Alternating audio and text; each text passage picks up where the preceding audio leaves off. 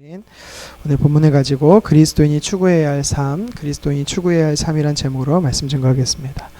호세아서는 총 14장으로 구성됐고 9편의 예언으로 하나님께서 북이스라엘 백성들과 남유다에게 하신 예언의 말씀들입니다. 이 중에서 우리가 방금 읽은 9장은 이 호세아 선지자의 9번째 중에 5번째 해당하는 예언입니다. 하나님을 향한 사랑과 사명을 저버린 이스라엘 백성들의 범죄와 타락을 지적하는 심판 경고가 기록되어 있습니다. 전체를 세부적으로 살펴보면 먼저 1절에서 7절은 하나님을 떠나 타작마당에서 바알 축제를 여는 이스라엘 백성들의 죄악을 지적하고 있습니다. 물질적 풍요를 가져다 줄 것으로 바알을 섬기고 있는 그들의 모습이지만 도리어 물질적 빈곤을 가져옴을 지적하고 있습니다. 다음 8절에서 9절인데요. 하나님께서 주신 파수꾼의 사명을 저버린 이 선지자와 이스라엘 백성들의 타락을 지적하고 심판의 경고를 합니다.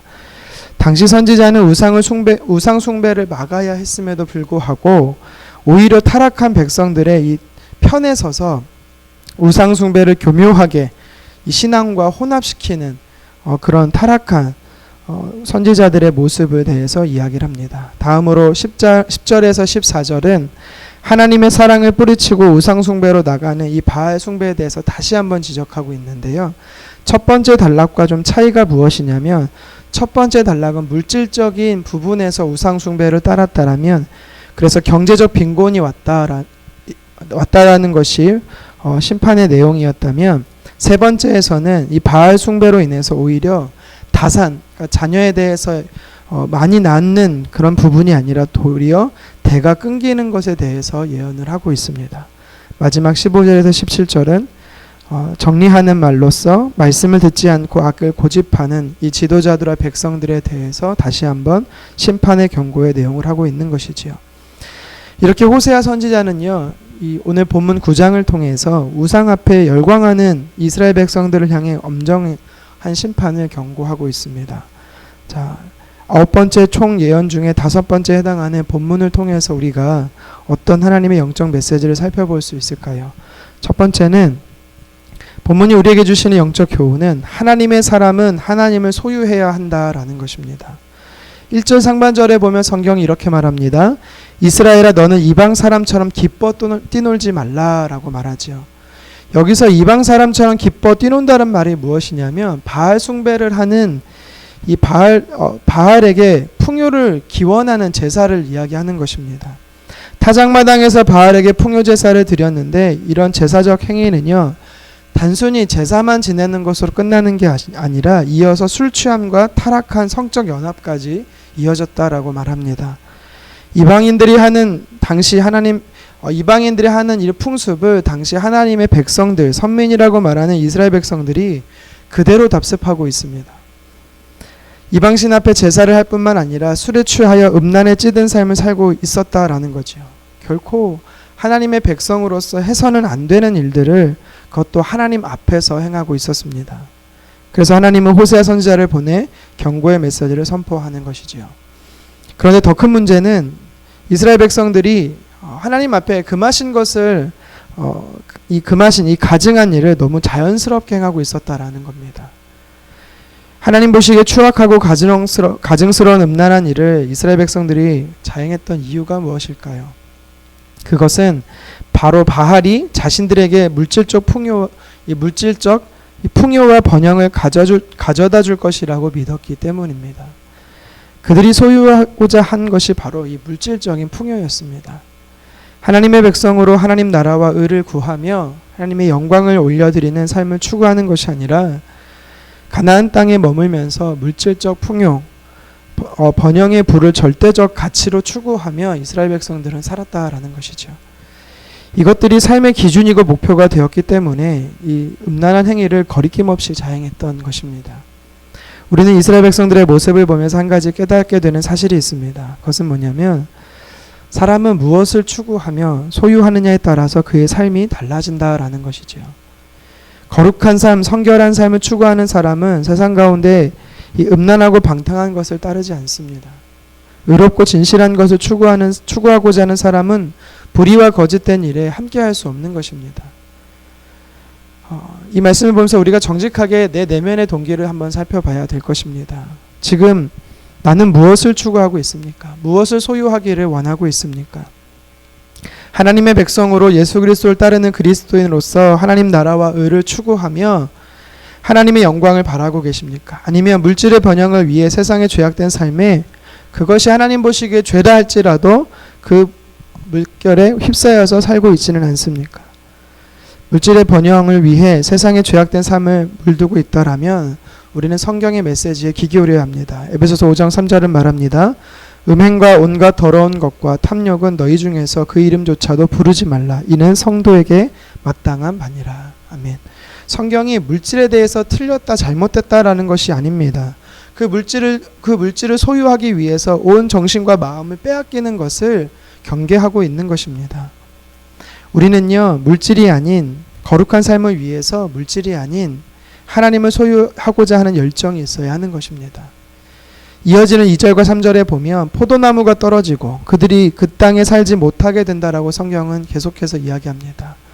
이게 무슨 뜻이냐면 물질을 추구하고자 그의 생각과 마음과 몸이 빼앗긴 자들의 결말에 대해서 이야기하는 것이죠. 우상 숭배에 가증한 행위를 한 자들은 그 뜻대로 되어지지 않는다라는 것입니다. 그들이 섬겼던 바알이 물질적 번영과 풍요를 가져다 줄 줄 알았는데 결국 그들이요 풍요로운 수확을 거두지 못할 것이고 혹여라도 거둔다 할지라도 결코 그것을 자신의 것으로 누리지 못한다라고 하나님은요 이야기하고 계십니다. 너무 당연한 결과죠. 왜냐하면 그들이 섬겼던 바알은 우상 그 자체가 실존하지 않는 거짓되고 허상이기 때문입니다. 존재하지 않는 것을 소유하고자 하는 것 자체가 허망한 것이죠. 가나안 땅에 들어가 살게 된 것 모두 사실 하나님의 은혜였습니다. 하나님은요 약속을 하셨습니다. 번영에 대해서 약속을 분명히 하셨습니다.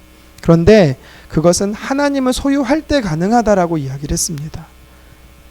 그런데 이스라엘 백성들은 그 반대로 허망하고 무익하며 헛된 우상을 쫓게 됨으로 인하여서 심판을 받게 되는 것이죠.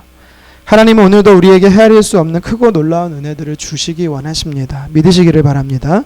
이 큰 은혜를 우리가 어떻게 누릴 수 있을까요? 그것은 바로 하나님을 소유하고자 할 때, 하나님을 내 마음에 추구하고자 할 때 누릴 수 있다라고 성경은 이야기합니다. 지금 우리가 생활하는 삶의 터전, 가정이나 일터나 믿음의 공동체도 모두 우리가 하나님을 소유하고 하나님 안에서 거룩한 삶을 추구하고자 할 때 하나님께서 우리에게 허락하시는 큰 은혜가 있는 것을 기억하시기를 바랍니다. 저와 여러분들이 썩어지고 사라질 것에 허망한 것을 추구하는 것이 아니라 영원하신 그리고 우리에게 복 주시기를 기뻐하시는 하나님을 소유하신 하루 되기를 주님의 이름으로 축원합니다. 계속해서 오늘 본문 호세아 9장을 통해서 우리가 도전받는 영적 교훈이 있습니다. 그것은 우리는 사명의 사람이다라는 것입니다. 우리 본문 8절 말씀을 다 같이 한번 읽겠습니다. 에브라임은 나의 하나님과 함께 한 파수꾼이며 선지자는 그의 모든 길에 친 새잡는 자의 그물과 같고 그의 하나님의 전에는 원한이 있도다. 아멘. 이 8절 상반절에 보면은 나의 하나님과 함께한 파수꾼이라는 표현이 나옵니다. 에브라임을 향해서 당시 이 에브라임은 이스라엘을 향해서 호칭으로 이스라엘을 대표한 호칭이죠. 그러니까 하나님께서 뭐라고 말씀하시냐면 이스라엘은 하나님과 함께하는 파수꾼이다라는 영광스러운 칭호를 주고 계십니다. 당시에 호세와 같은 참 선지자가 있었습니다. 자기 사명, 자기 직임을 다하는 자였지요. 그런데 반대로 호세아 선지자와 같이 참 선지자가 아니라 거짓 선지자가 있었습니다. 이스라엘 백성들이 잘못된 길로 향하고 있을 때 그것에 대해서 죄를 지적하고 돌이키도록 선도하는 역할을 그 사명을 감당해야 했던 선지자임에도 불구하고 도리어 그들의 잘못에 그 잘못과 함께 그것이 잘못된 건지도 모르고 그렇게 살아가는 도리어 그거를 옹호하는 그런 거짓된 선지자가 있었다라는 것이죠. 마치 새 잡는 그물처럼 사람들을 파멸로 빠뜨리는 일을 자행했던 자들입니다. 9절 하반절에서 보듯이 하나님은요 그 악을 기억하시고 그 죄를 벌하시겠다라고 말씀합니다. 그렇다면 여러분 오늘 이 시대에 하나님의 뜻을 선포하여 사람들을 바른 길로 이끄는 선지자적 사명을 감당해야 하는 이들은 누굴까요? 물론 1차적으로는 하나님의 말씀을 증거하는 것을 이 사명으로 부름받은 저와 같은 목회자일 수도 있습니다. 그러나 오늘 성경은 우리에게 목회자들만이 하나님의 부름을 받은 하나님과 함께하는 파수꾼이다라고 말하지 않습니다.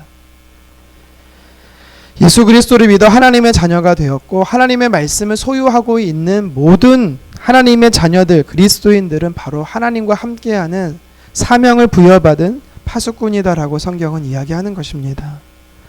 한마디로 말해 저와 여러분 모두가 이 시대에 하나님의 파수꾼이라는 것이지요. 사명을 지녔다라는 것입니다. 파수꾼은 어떤 역할을 하는 사람입니까? 먼저는요, 깨어있는 자지요. 파수꾼은 경계 근무하기 위해 파수대에 섰을 때 어떤 경우에도 졸거나 잠들어서는 안 되는 위치에 있는 사람이 바로 파수꾼입니다. 오늘날 파수꾼인 저와 여러분들은 영적으로 늘 깨어 있어야 한다라는 것이지요. 두 번째로 파수꾼은 멀리 볼 수 있는 사람이어야 합니다.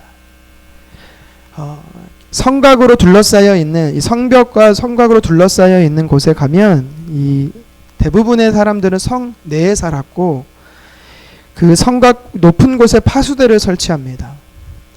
적이 오는지 안 오는지 성 밖을 바라보는 사람이어야 하는 거죠. 시선을 멀리 둬야 하는 것입니다.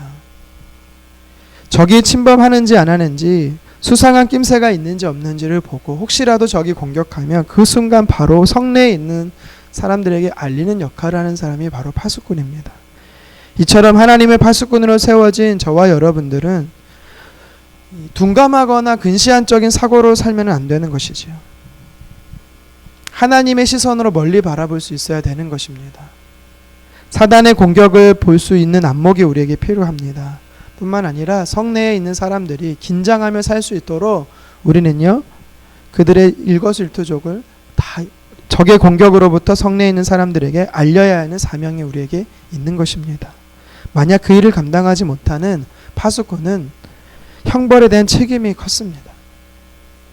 저와 여러분은 오늘을 살아가는 파수꾼으로 부름을 받았습니다. 바로 이것이 우리의 사명입니다. 우리는 영적으로 깨어있는 파수꾼으로 살아야 합니다. 죄악으로 어두워져가는 이 시대를 깨어있는 파수꾼의 사명으로 감당해야 합니다. 파수꾼은요, 성내의 다시 말해 삶의 현실에 매몰되는 자가 아닙니다. 영원한 삶을 대망하며 장차 닥칠 일을 정확히 하나님의 시선으로 바라볼 수 있는 사람이어야 하는 것이지요. 이 사명을 감당하는 저와 여러분 되기를 간절히 원합니다. 말씀을 정리합니다. 우리가 이 땅에 살아가면서 놓치지 말아야 할, 추구해야 할 두 가지 삶에 대해서 살펴보았습니다. 먼저는 하나님을 소유하는 삶입니다. 우리가 하나님이 아닌 이 땅에서의 물질과 번영을 목적으로 삼고 그것을 소유하고자 하면 우리의 삶은 이상하게도 거룩에서 멀어지게 되는 것이죠. 하나님 앞에 범죄를 자행하게 되고 만다라는 것입니다. 그게 끝이 아니라 비참한 삶으로 귀결된다라는 것입니다. 그래서 우리는 하나님을 나의 삶의 주인으로 왕으로 모시는 소유의 삶을 힘써야 되는 것이죠. 하나님을 소유하는 자에게 하나님 번영을 약속하고 계십니다. 두 번째로 우리가 놓치지 말고 추구해야 될 삶이 무엇입니까? 하나님이 지금 내게 허락하신 사명이 있다라는 것입니다. 사명의 사람으로 살자라는 것이죠. 구체적으로 하나님은 우리에게 파수꾼의 사명을 주셨습니다.